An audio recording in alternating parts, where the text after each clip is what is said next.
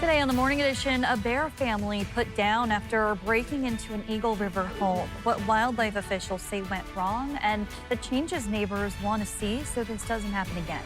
Plus,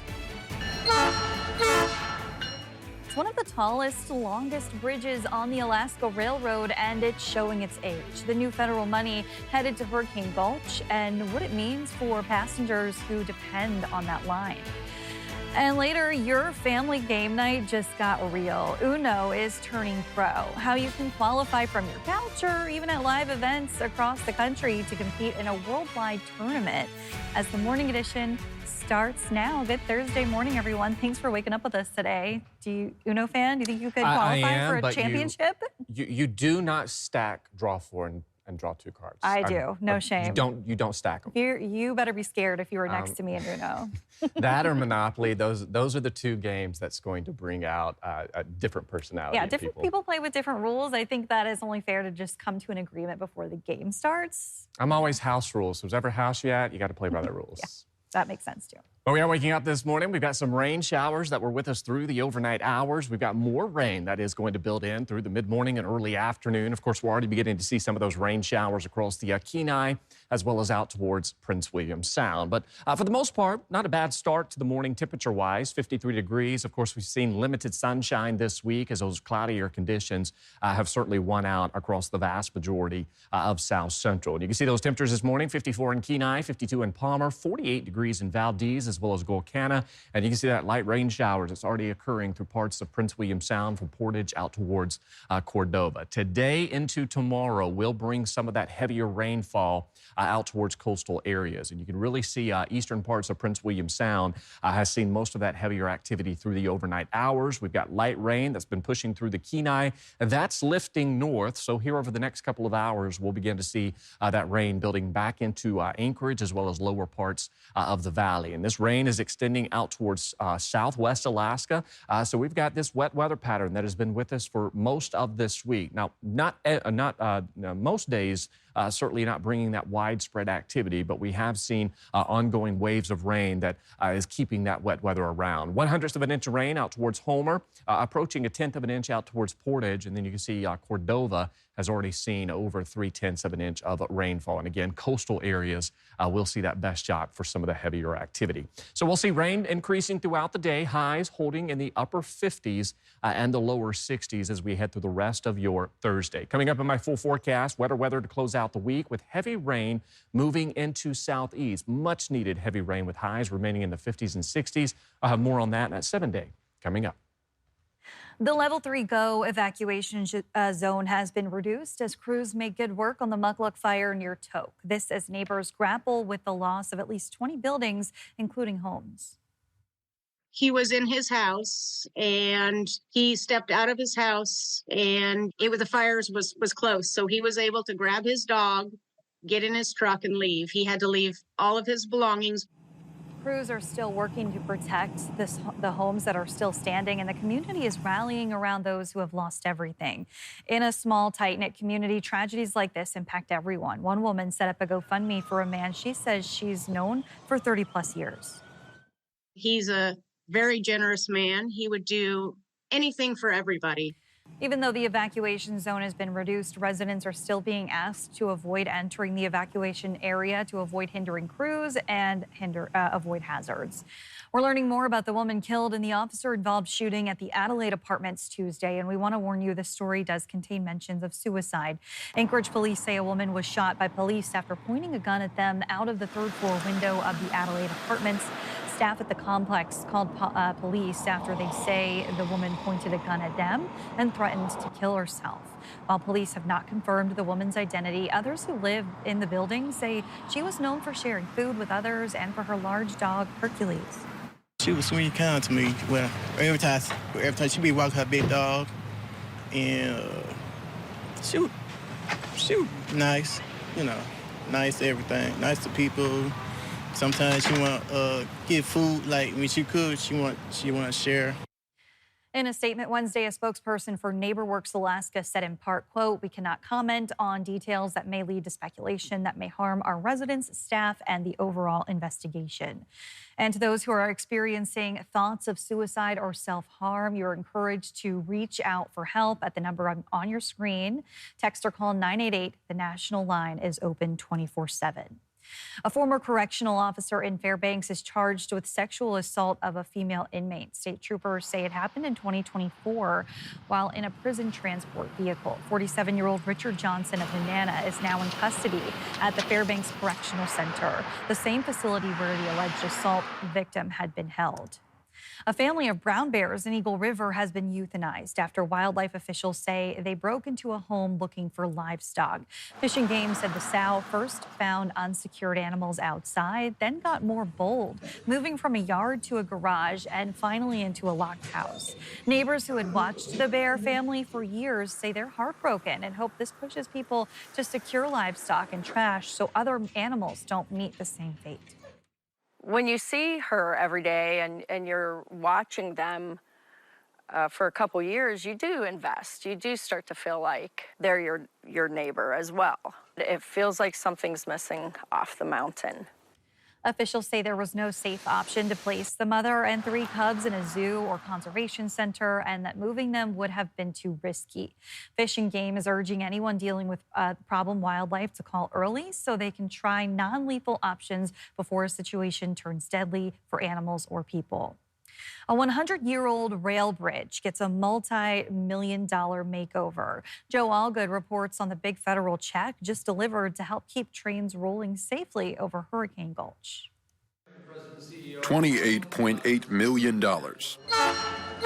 This depot has held a lot of great events, a lot of great train traffic here, but it has never gotten a $29 million check provided to it, so it's a very, very good day here.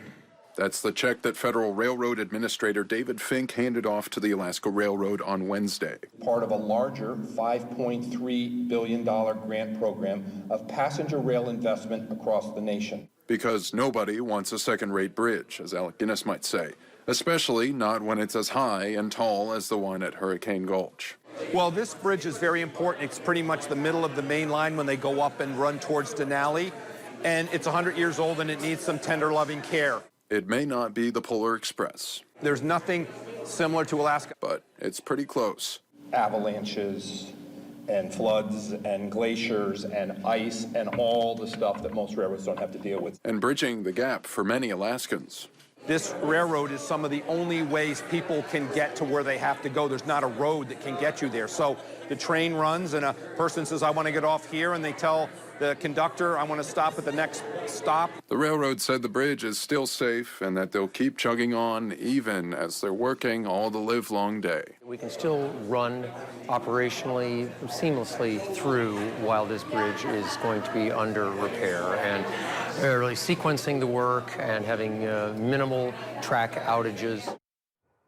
The rest of the cost for the $36 million in repairs will be covered by the Alaska Railroad, and Administrator Fink is going to actually travel up to the bridge today to see it in person.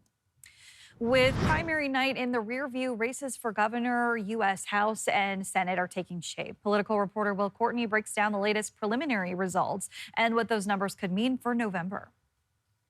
Primary election night is over, and now we are looking at results when it comes to 3 of the top races: governor, U.S. Senate, and U.S. House. Let's start with the governor. We're looking at these results right here as of 5 p.m. Jonathan Christ-Tompkins in the lead with 28,000 votes, 21% of the votes a Democrat, and then followed by another Democrat, Tom Begich, former Senate Minority Leader, also with 20% of the vote. Pretty sizable margin, but for these Republicans, they had a lot more competition. They had 12 Republicans ultimately fighting for the top seats, and you have Bernadette Wilson and Dave Bronson in the lead. I did get the chance to speak with many of them on election night. Here's some of what they had to say. The Alaskans have clearly sent a message out there, Will, for change. That's why you're seeing both of the progressive candidates at the top. You know, I think it sends a very strong message that we are ready for a political outsider. We're ready for someone to come in and clean it up. And then we move over to Alaska's congressional races, and we start with the U.S. Senate, which is a pretty significant race, rated a toss-up by many national pollsters, including the Cook Political Report. We have Mary Peltola in the lead with a substantial margin, 48%,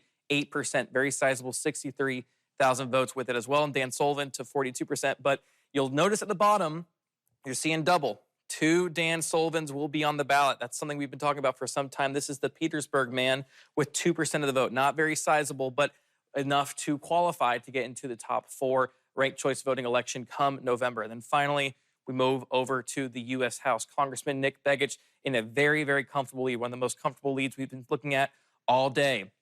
46% of the vote, 60,000 to Bill Hill's 40,000 and 30% of the vote. Even when you look down the ballot even more, these two, Matt Schultz and Eric Hafner, you will notice that name, Eric Hafner, a federal inmate in New York. You look at these combinations, it's still not quite enough to make this race that competitive. So if you're Bill Hill, you're thinking about how are we going to make this race more competitive come November? And that's the big question for many of these races. What does the November outlook look like? Will Courtney, Alaska's news source. And that's just 3 of many races across the state this cycle. We have the full list of unofficial results on our website as well as on our mobile app.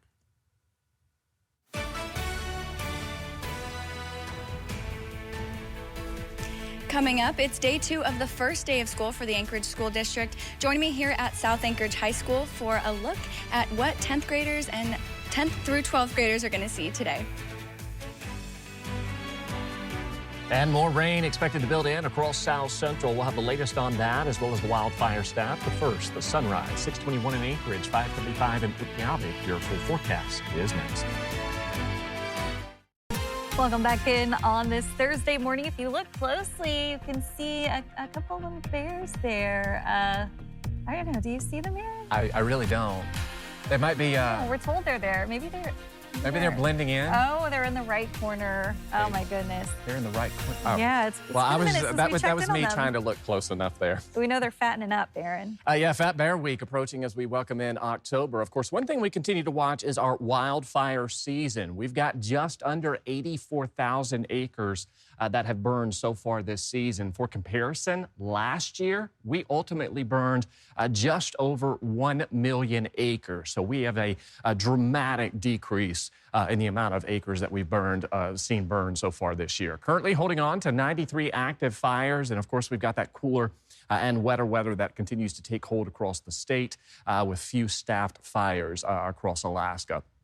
You can see the wet weather continuing to grip coastal areas from south central out towards southeast. We've got some showers continuing through parts of Bristol Bay, and then we've got some light activity pushing through the interior this morning. But most of the rain that we're going to see today will stay confined to south central. 40s and 50s, though, to wake up as we start off your Thursday morning. Not a bad start to the day, but we are beginning to see some of those cooler mornings take hold, more so along the slope where we've got those temperatures in the 30s, and we've been holding in the 30s the past couple of hours. Now, while we're starting off fairly dry for parts of south central, rain is already building in across the Kenai as well as coastal areas of out towards Prince William Sound. But by mid-morning, early afternoon, that rain will build north into Anchorage as well as the valley. We are going to see those rain showers sticking around throughout the day, with those afternoon highs expected to top out in the upper 50s and the lower 60s. So we will see some cooler weather today. So there's that rain building in across south central as well as much needed rain out towards southeast. I'll have that southeast forecast for you coming up in the next weather hit. But you can see rain primarily gripping coastal areas with waves of rain showers pushing north into Anchorage as well as the valley and parts of the Copper River Basin. So we'll see some dry time with each passing wave that we will see today. But for the most part, expecting that rain to stay with us. And then as we welcome in the weekend, like we were talking about the past couple of days, we were watching that system. And it does look likely that Saturday is going to be a wet day across a good portion of south central, with this activity dying down through the first part of Sunday. So Sunday and Monday actually trending on the drier side before more rain picks right back up as we welcome in the middle of next week. And we're going to be watching some of that heaviest activity out towards coastal locations. Prince William Sound could easily pick up upwards of an inch, if not 2 inches of rainfall. You can see across western parts of the Kenai and north into the valley. We've also got a decent shot of seeing a fair amount of rain. And we are continuing to hold on to that wet weather pattern across the vast majority of the state as we close out August. Temperatures today, though, sitting in the 50s and the 60s for most of the state along the slope. We'll see those temperatures warming into the upper 40s and lower 50s. So not bad temperature-wise, but we are still seeing those cloudier skies winning out across the state. There it is. chance for AM showers Sunday. We dry out Monday, and temperatures for the most part staying in the upper 50s and 60s. All right. Thanks, Aaron. A big week continues for families in Anchorage as more students are returning to the classroom today. Yesterday welcomed grades 1st through 6th and 9th. Today brings 7th and 8th grade and 10th through 12th. Danny Tompkins joins us now with what to expect today. Good morning, Hey, Kristen. Danny. As you said, Good morning, Kristen. As you said, it's a very exciting day here with more grades coming back to school. I'm in South Anchorage High School, and I'm joined with the principal, Dr. Allman. Tell me what it's like what are you feeling today as a principal with all of your grades back to school? Yeah, so yesterday we did more of an orientation day with our freshmen to try to get them comfortable, but today the bulk of our students come back, so there will be a lot of energy in the building this morning. So a lot of focus today on just making sure kids are greeted, that they feel comfortable, they can find their schedules, do all the logistics things today, and also just try to build some classroom community, and then we'll get to work probably more properly next week with syllabi and that kind of stuff. Gotcha. All the good things. Yeah. Well, how does the energy change from just having one grade of students? Now you have all 4 of them. Yeah, yesterday was good. The freshmen were very energetic when they got here. They kind of have that awkward energy that freshmen have, but they settled in pretty quickly. We got them into a routine. A lot of our upperclassmen were here who are leaders, so our peer mentorship group, our student government group, we're here to guide them. I think today will be a little bit lower key because you just have more kids, more crowd. Everybody's trying to get to class. So yesterday was a very non-standard day just to get them used to things, and today will look more like school. Yeah. What do you look forward to most for the year?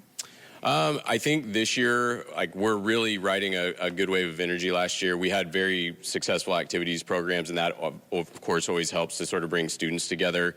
And I do think our student leadership groups have really kind of found their routine and their rhythm. And so I'm eager to see how they will interact with our underclassmen and also how our new upperclassmen, particularly our seniors, will sort of try to lead the school. And we'll see what that looks like. Last year's class was really, really strong, so they have a lot to live up to. Mm-hmm. And what do you hope that your students take away from the first few days back at school? I guess more than anything, I just want students to be excited about coming back. And so hopefully today we can have really good interactions first day in the classroom, make them feel like they're comfortable and they know what's expected, and also what kind of support they can get, so that anxiety goes down and then learning goes up when that happens. Mm-hmm. Yeah, it can always be a big day to come back to school. Certainly. Thanks so much for joining us. And we also spoke with Superintendent Dr. Bryant last week just about the upcoming school year, and something he said the district is focusing on are reading, math, and also improving those graduation rates. So we just came off of a really good year where our graduation rates rebounded to the highest that they've been since before the pandemic. And last year we saw our math scores go up by 5% for 8th graders. So we want to build on that momentum with a robust plan. So this is going to take us from good to fantastic. Well, here at South, the halls will soon be bustling as all secondary grades are back in school, as well as 1st through 8th grade today at other schools. Kristen, did you ever have a favorite part about going back to school? I did. I was always excited to see my friends. What about you? I really liked back to school shopping. I just loved getting supplies and just like having a fresh start. So yeah, it was all fun. Exciting. Thanks, Danny. Well, a celebration took place Wednesday for a new playground in Midtown, giving kids with and without disabilities a place to play together. 5, 4, 3, 2, 1, muscle down! We are saying that every child belongs. We are saying that every life matters. We are saying that we are fortunate to have these children among us. Face paint, big smiles, and a rabbi's blessing as families cut the ribbon on the new indoor-outdoor play center on the Alaska Jewish campus off 35th Avenue and Latouche. Organizers describe the inclusive playground as offering a vital connection for children with disabilities. Thanks for listening to our podcast. Click subscribe so you can get the latest podcasts from Alaska's news source automatically. And stay up to date with breaking news and in-depth reporting. Available for free 24/7 with the Alaska's news source app.